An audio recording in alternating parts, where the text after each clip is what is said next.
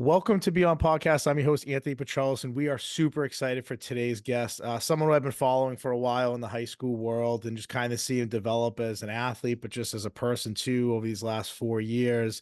His senior seasons have been incredible. He's done incredible work in his school, but also in the classroom and as a role model. It's all I hear from his teachers and people in the building about how he's just a lead by example type guy. And we're honored to have him on here today. We're super excited to have him on here today. Boston Herald, Boston Globe, All Scholastic, and football. 1638, if I just remember that conversation a minute ago correctly, all-purpose yards, and 27 touchdowns. 28. Was 27. Sir. There we go. So 27 touchdowns. And having an incredible basketball season, individually doing a really great job. Has had, I think, a triple double, scored over 30 a bunch of times. So we got a stud on here today. So without further ado, Medford High School's Justin Marino. Thank you. Thank you for having me. Yeah, absolutely, man. So we're gonna jump right into football, man, because I've been covering you in football for a while, and it was just cool to kind of see this season. And truthfully, I felt like I was there almost for like your coming out party, like 6 touchdowns in a single game, tied a school record, might even broke the school record. I forget which one that was. Um, but yeah, I mean, just talk about football because I've coached it for a long time and I've seen not a lot, but I've seen it a few times. When you just see something from the end of a junior year to a beginning of a senior that just like clicked. Like, I'm so curious. Like, what was that just clicked for you going from your junior year to your senior year? It just seemed like the game just was so much slower and you were playing so much faster just from watching. I mean, what was that thing that kind of clicked for you? Yeah, I mean, my junior season, we had a great year too, 6-4, first winning record in a little while. Pete Malden, great feeling. So we had a good senior class that year. So I just had to play a role kind of. And we had a whole bunch of guys playing a role, and my role just happened to be play more defensive football. And I stepped up big. I ended up winning the team defensive MVP my junior year, and just the offense just would flow. Each guy would get the ball, but we had a workhorse in the backfield. We had a decent line that year. We were moving the rock. It just kind of a hard-nosed football team that year, and I just had to play my role. And when the seniors left, they left a good foundation for me to build off. So I kind of had to step up and become a more of a leader than I was last year. Yeah, I mean, offensively for you, obviously, Coach Curley said to himself, man, we got to have the ball in your hand as much as possible. So putting you under center or behind center was the idea. I mean, for you, and I know, you had a pretty good quarterback the year four in Lombardo. So this is, I mean, somewhat new territory. I know they flirted with you at quarterback before, but for you, I mean, all of a sudden you go from being, like you said, maybe a role player on offense to a defensive guy to really becoming the guy who's holding the ball pretty much every snap for you guys. Well, like I said, the senior class, we left a lot of valuable players left us. So I went in my personal meeting with coach. I told him that I think I feel confident with the ball, and I think it's time for me to step up and become a leader of this program. And that's what they did. They gave me the ball, and they kind of let me do my thing a little bit. Talked a lot, talked about the offense, talked about what worked best for me and my skill set, and that's kind of just what happened this season. Yeah, I mean, it's funny. I mean, I've seen you now play at the campus of Tufts University quite a few times in a lot of different sports, but particularly the last 2 times, and the second to last time being the football game. I mean, that honestly, and I'm not just saying this because you're right in front of me here, but that might have been the best performance I've ever seen from a high school football athlete in a game. I mean, you guys ran like, your kind of power set, and you could just like, I mean, from the sideline, I was like, they're gonna get the edge here. Like, and it was just like it was like almost every play literally like happened the same exact way, like the same exact breakdown on defense. You just wait and being patient, waiting for your blocks to get in front of you, and then you just like took off like a bullet out of a gun. I mean, down the sideline. I mean, talk about that game for you because I know before then, obviously you had great performances in other games, but that's kind of the first game that I seen you and I was like, damn, I mean, he's got it going on all cylinders now. 100%. I mean, we were coming off a big win against Rivera, but I wanted to keep, the train moving with my guys. So I went to the locker room with my line before the game, and I said that we have to come out strong first play. First play, we come out strong. You hit these guys in the mouth.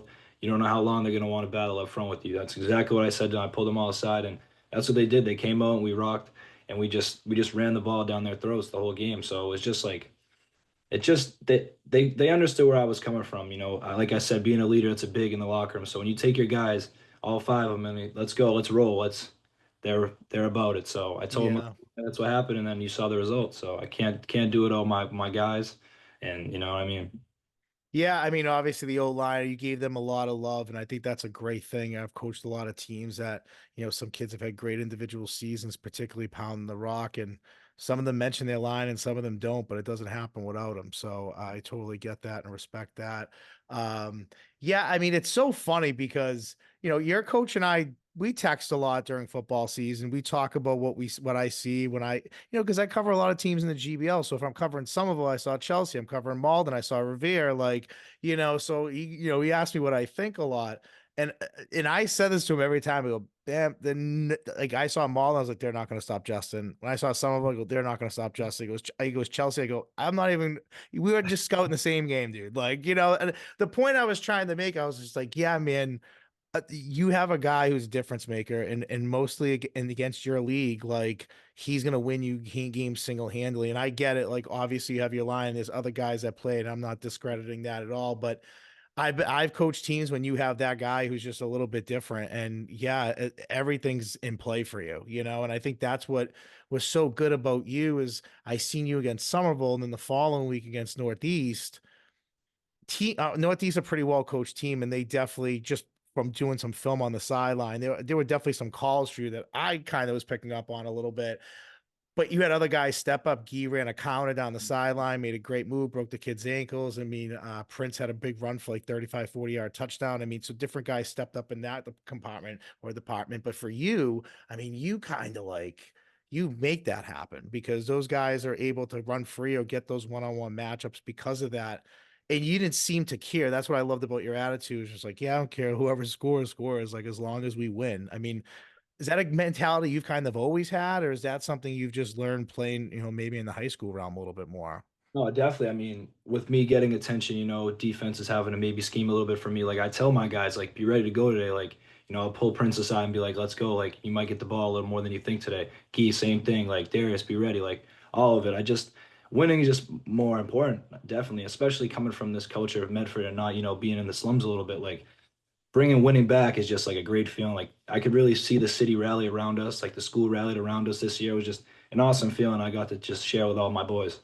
Yeah, I mean, it was definitely on a social media and we talked to your booster president at the beginning of the year, and I said to him, I was just like, yeah, your team's going to be really interesting to cover this year, and I want to be, I do a lot of stuff for him. We do a lot of stuff for him, but um, a guy who is, we talked when you guys were 0-3, and we said, I was like, dude, you guys could win like five, and you win 5, 6 games in a row. Like, I just, you played such a tougher part of your schedule already, and you're not going to be playing any teams that are particularly better than these teams, and you play those teams tough. So like, yeah, we kind of knew, man, but you could feel the city was rallying. I mean, I felt like on social media, more and more stuff. I know Noontime Sports came down there. I saw you guys on LC after the whistle. Like, so you guys were like on a lot of those. I mean, people were interested in you guys, and you kind of brought that. I mean, is that kind of a cool feeling?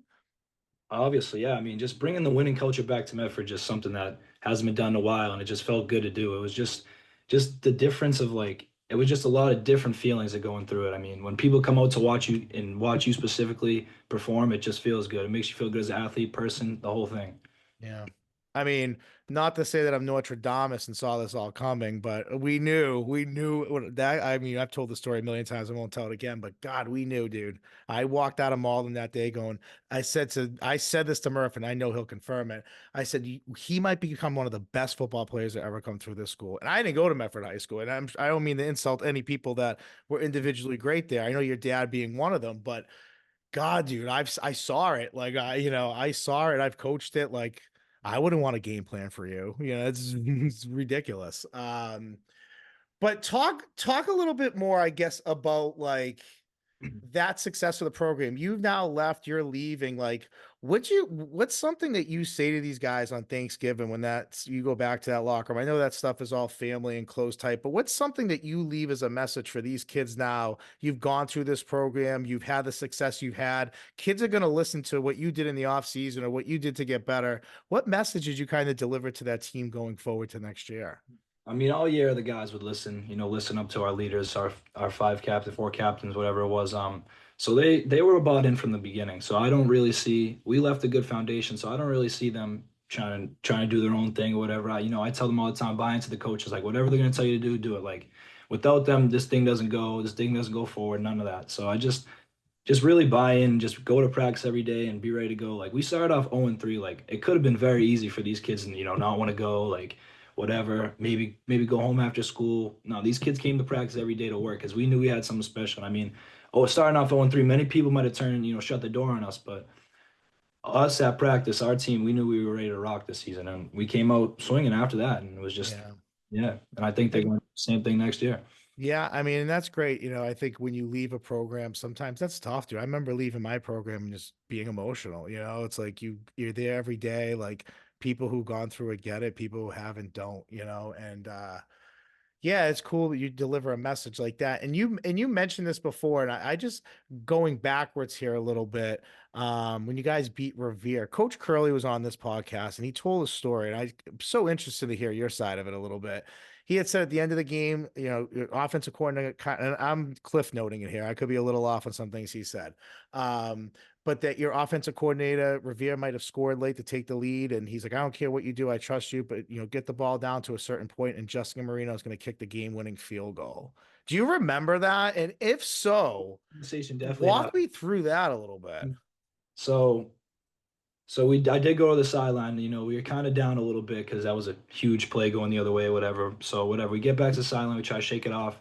He tells me we're gonna go 19 or 18 sweep, 19 sweep, whatever it was. So I took like four of them down there. I broke a big one, and he did say before he said, "You're gonna get us down to the 20. You're gonna kick us a field goal." And I mean, I haven't kicked a field goal in a game before. I kick extra points at practice, but I looked at me. He looked confident in me. I said, "All right, I trust you, coach." So I went down there, went to the 20-yard line. We ended up kicking the field goal and winning the game, but that is really how it went down. What I mean, that's crazy. He told that story. I was like, wow, like I got chills. I was like, you manifested that. Like you convinced him that he could do this if you got down there, and I believe in that stuff. I'm like a big believer in that stuff. But I mean, for you, I mean, then afterwards, obviously you just tore through everybody. But was that moment for you like did something in that moment help you with your confidence or maybe change because after that you became even more special like for those next 5 or 6 games? Was it that point or something there that maybe you're like, wow, if coach believes in me to do this for this team, I'm ready to roll? Yeah, I think it was just a big win. Like emotions were flying, everything was that like anything could have went wrong. It was raining that day. The snap could have been off, the hole could have been off. So like great job to my guys getting the ball down for me to be able to kick it. So it was just it was just like a great turning point. And like we were all hyped. We were helmets off in the rain. Like it was just motions flying everywhere. And that's when we really came to work. Like we knew like the 3 games we came up short and we were like this stuff's gonna start to roll. And we knew that we know we had and that's when we went to practice and we were all happy, whatever, and just kept the train moving day by day, taking it day by day, learn the plays, install this, that, like just really set us up for success after that moment. Yeah, and I say this because when I coach, your practice field makes you guys just so much tougher. Like I Coach Curley and I talked about this so much. I'm just like, when I coached down at the Catholic, our field was disgusting. But we were so good because we were just like tough and played at tough elements. They turfed that field over. And for like 4 years, we were soft, we weren't good, we weren't tough. And I always said, I'm like, hey, this new field ruined us because our kids are so soft now. But you guys practice in the grit and the dirt, and that field looks great in August. And Yeah. by September 30th, it is all dirt, and that's what you're practicing in for the next couple of months. And it feels like cement when it's really cold out there. Is there truth to that? Oh, definitely. I think I've referenced it in one of the interviews prior after the Lynn English game. So, like, we're a hard-nosed team. I mean, we go out there every day on legit dirt and gravel. And, you might see a line, you might not. So we're just out there practicing as hard as we can. Like, you go up, you make a grab, you might come down and land on a rock, but you're gonna get up, and that's just like that's Medford. That's what you do now. Like, and these kids know it. They use like whatever you take the rock off your elbow and you go back to the line. It's just like it definitely makes us a tougher program because it's not handed to us like that. Yeah, I mean, then obviously you're a leader and Coach Curley. I mean, we've coached against each other. We respect each other in that world. Obviously, we chit chat, especially a lot during the season. Um, But I remember a couple years ago when you talked about him on here, you talked about his fieriness and you talked about his ability to motivate and so on. I mean, as you got older and you kind of saw that in the program as a young kid, like you're probably like, holy cow, this guy, but by the end of it, like you get it, like you understand and I love it. I mean, I know he loved you, man. I mean, talk about Coach Curley here for a second.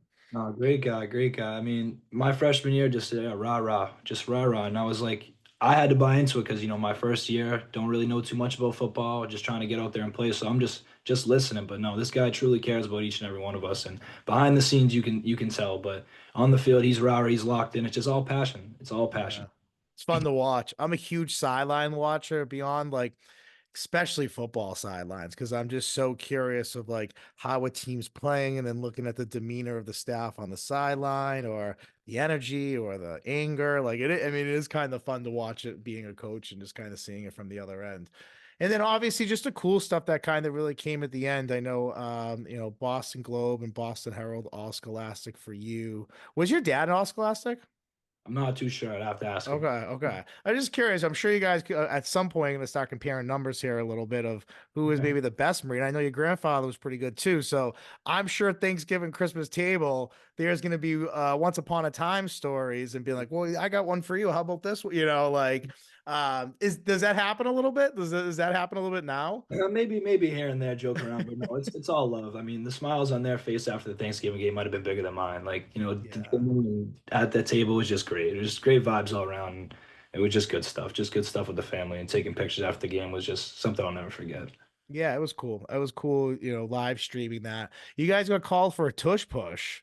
Which I was wild to me, which is wild to me. And I went off about it like for a Yeah, solid minute and a half. that was But yeah, I mean, obviously winning in Malta, winning your last game, especially with that rivalry, like what it is, just as far as country goes, and Thanksgiving rivalries or longest rivalries ever, which is great. But for you, I mean, it's a quick, and you've done this now forever, so it's for you, it's nothing. But it is a quick change right into basketball. I mean, you end football on a Thursday, you're recovering. I mean, God, yeah, you ran the ball so much. I mean, Malden, you took some hits that were like not like I don't think anyone like stuck you, but it was mm. like your extra effort, like the second and third kid are coming in. I think even like with the fumble, like a kid hit you in the back, the kid hit you in the head, like kid had your legs. I mean, dude, you couldn't go anywhere. Like, so your body's a little beat up. And then you got to jump right into basketball. What is the most sore? Like, because you think you're in great shape, and then you start playing basketball, and then that Tuesday you're probably like, oh my god, what is like the one muscle that hurts the most that you can't believe it does based off of football training and basketball training? Well, I'd say freshman and sophomore year probably the legs, but junior and senior year were actually nothing because that feeling after winning, it's just like you just high on life. Nothing. I didn't have any soreness in junior and senior year, none of that. I was Yeah. go and I just smile on my face at tryouts. Like, yeah, I just can't stop thinking about it. Yeah. I mean, yeah, you're also, I mean, even your jump from your junior, senior, like body wise, looks like you probably put on like 15 pound of muscle. I mean, it could be low ball that, but like you could tell you just kind of transformed yourself. And obviously hoops, we covered you guys in the Tufts Classic. I was able to live stream that. So I've covered you baseball at Tufts, football at Tufts, I mean, that's kind of cool. Um, But talk about hoop a little bit. Obviously, it's just a different mentality game when you come in. And I kind of asked you this before, but I'm curious now, just a few years later. Is your leadership style different from football to basketball? Like, do you find yourself like as a different athlete, or are you kind of just really the same? I'm more of the same, I think. I'm kind of just lead by example. I don't really open my mouth too much unless I have to because, these guys, they kind of just follow the example. Me and my other captain, Thomas, we set a decent example out there and they'll listen to us when we have to. But, when things get heated in the locker room, whatever thing, I try to calm down, maybe good cop, bad cop a little bit, but just kind of the same personality on the football field and the basketball court. Yeah, I mean it's true. I always wonder because it's funny, like when I coach football, to see some kids who played basketball and hockey, and maybe their ability was maybe better in those sports than it was in football. But it's funny to see how some of them were like on the bench, or see how some of them were in the game, body language wise and attitude wise. That you're like, damn, okay, like this is good to know for next football season a little bit. So that's fun. And just talk about hoop in general. I mean, obviously you're a three-sport athlete. You've had success in all three of them. I know we were at the Tufts Classic, and that was a tough loss, but a great individual game by yourself. And we joked off the air a little bit, but I had said it on the broadcast, I'm like, man, if they just drive with Justin for the next 6 minutes, like they're getting to the line every time. But how is hoop season going? Talk about that a little bit. Obviously, it's a senior, it's an important year for you. Your last year playing high school hoops. So talk about it a little bit. No, senior year, yeah, definitely. Just trying to finish out strong. Things are going a little slow right now, but I have full faith in my teammates and all that, and they're bought in with me. So I think we'll finish the season out strong. You gotta just take it day by day. Come to practice, work hard every day, and there's only so much you can control. Just gotta control what you can, and that's what we've been doing to try. Do any of I know one at least. Is there anybody from football that also plays basketball with you? I know Darius does, Yeah, right? Darius just the only one. Only one. Okay. So it's I was just curious in the sense of like just culture wise, like taking a bunch of football guys and like they're on the basketball team, that just like that success and that winning culture kind of seeps into that program. And then obviously baseball, we're super excited. I know Coach Oz has already kind of sort of reached out about covering you guys, but I'm interested to hear your perspective about your team because I feel like I've been covering you guys the last couple years, and every time like a reliever came in, it was a sophomore. This is kid's a junior. This kid's so I feel like I've been hearing that now for a couple of years. What's the squad kind of looking like going in this season? Probably be more junior heavy, but I Yeah. mean those guys are ready to roll. They had the sophomore experience last year, and I mean Jonathan Wright was sophomore pitcher, Trav, uh, all good sophomores. Now they're gonna be another year more experienced, another year stronger. I think we'll be pretty good. We're heavy pitched, heavy stack pitch, so I think we'll be a pretty good team. I think you don't want to say it, but I think this might be the year where those past years a little down, but I think this might be the year we might get over the hump and get over the 500 mark and make a little run. Yeah, I mean, it's so interesting because, yeah, it just to kind of see the winning culture a little bit come into it now, like you said. I mean, that could be the exact description of what you could have said your football team was a couple of years ago, coming in, winning, having that success, you kind of passing getting the thrown past to you, and now you passing it on. I mean, I could see that in baseball. A lot of these kids probably look up to you and kind of seeing the success that you have. When you look through your high school career now, and obviously you haven't played baseball yet, so we're not totally through. I mean, football was a sport I'm guessing you just picked up in high school. Did you play organized before that? First day of camp. I actually didn't go to any summer workouts or anything. I showed up on the first day of camp with a helmet and just was ready to go. Did everything I was told. Try to do the most. First one to the drill, first one to this, trying to get noticed any way I could. So no, that was picked up on the first day. Now, and you might not want to answer this, and that's okay if you don't. I get it. Going through now, and then you're going to be going through baseball. And I forget what your answer might even been for this before if I asked you this. Is there a favorite sport that you have? Like, and if so, did it change from beginning of freshman year to senior year? Yeah, there is a favorite sport now. It's football. I can sit Yeah. here and say it's football now. I used to be basketball. I did Okay. until the end of last year, beginning of this year. So I mean. I wanted to play basketball in college go up until this summer until I was like I kind of just the football it's just no there's no game like football. The atmosphere is different, the feeling's different. Like I miss the pad so much. It's just a different feeling. Yeah, it is, and I played hockey too. And I just, even to this day, in life. I so many of my friends are guys that I played football with that I still like talk to and I'm still in touch with, and our kids play together. Like, there's something about that bond that I just, yeah, if you know what I mean. If you've done it, but it lasts for a really long time. And I was curious because I remember basketball was kind of, when I had talked to you maybe as a sophomore, was like your sport type thing.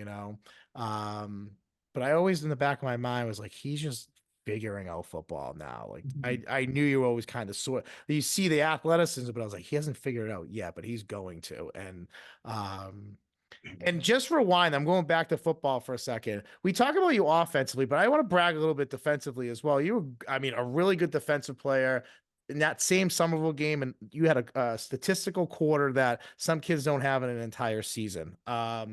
And that we caught a couple of it. I missed your pick six, of course. I'm like, this game's over. Let me just start looking through my clips, and then I look up, and I had like a great shot. I mean, it would have been great, but um, I mean, you're good on both sides of the ball. Is there a favorite side of the ball for you? Is there a favorite? That's a great question.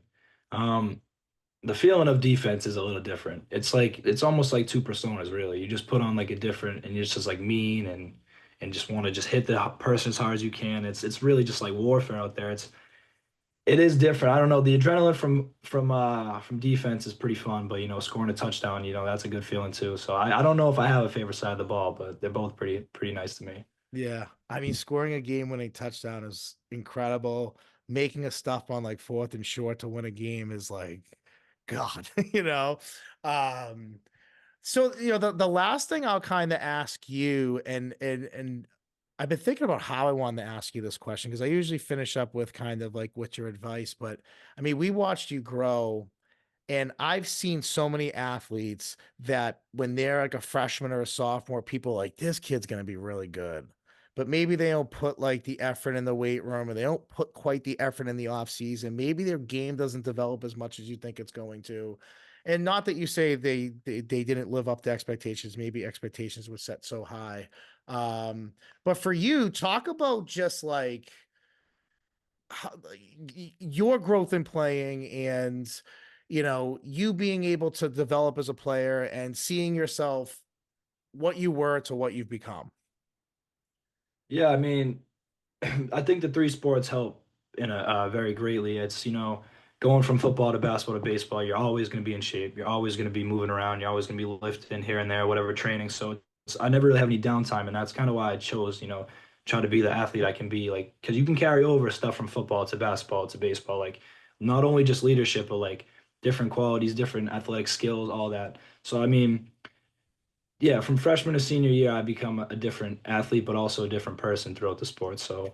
Okay, so good. So now I'll tag this on with it. What would be your advice to a kid like yourself who had maybe came out in all three sports as a freshman, kind of maybe set a bar or set an expectation, but kept working and kept going for it and just didn't rely on hearing compliments or seeing that everyone's like, oh, this kid's going to be great. How did you talk about that? Talk about that.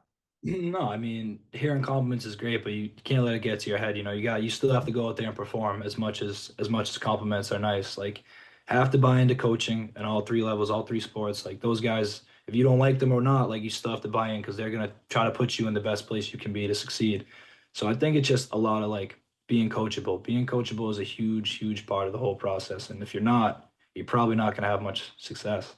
Yeah. I mean, that's great. And, like I said, we've covered you for a really long time. And that's like the one thing I noticed was like every year you kind of made a jump. Like you made some sort of jump in every single sport. And I felt like even from your freshman to sophomore year, particularly in basketball, I felt like I think that was your sophomore year was Anthony Texier Kugler, I think, right? Like, yeah, I felt like you two, man, again at the Tufts Classic, I felt like that. I saw you guys play together. I was like, these guys are kind of the guys, And so I saw that jump from freshman to sophomore year for you, and every year, like I said, I've seen that growth. So that's a great answer. And it's funny, I have this number 10 behind me. That was my dad made that for me. That was my number. And when I graduated, he made it for all my brothers like a coconut football. So I just noticed it behind me. I was like, oh, I don't want him thinking I just put his number back there. That's actually really mine, like 25 years ago. Um, but I mean it, dude. It was a lot of fun covering you. Obviously, over these last 4 years, to see your development, to see your growth, and see the success that you had. And obviously, just you as a person, and everything that I've kind of heard about you, and to be able to kind of see that was really cool. I think you had a really special season. And that's something that's not going to be forgotten, dude. Trust me. 10, 15 years from now, those plays are going to be remembered, what you did. Like, you don't forget that stuff. Like, you will not forget it. But it's a pleasure having you on here, man. And we're still going to cover you. We got some fun stuff we'll talk off here about baseball that we're talking in the talks a little bit about. That will be a lot of fun. But I appreciate you taking the time out of your busy schedule, man, and popping on. Well, thank you for having me. I do want to thank you for all these 4 years. You've definitely helped get me exposed to, coaches and things of that sort. So I do appreciate you and all your staff and what you guys do for local football, local sports. Thanks. I appreciate that a lot, man. So, all right, guys, we are signing off here with Justin Marino. We are excited. We got a double header. We're actually covering two games on Friday night. We're going to be at BC High covering Malden Catholic. We're going to be at Shawsheen Tech covering the Rams. So, it'll be a lot of fun basketball wise. And, our guest list is full next week. So, we're excited. Keep on our Instagram, get the updates, see what's going on. Justin, thank you again. I'm your host, Anthony Petrellis. Till next time.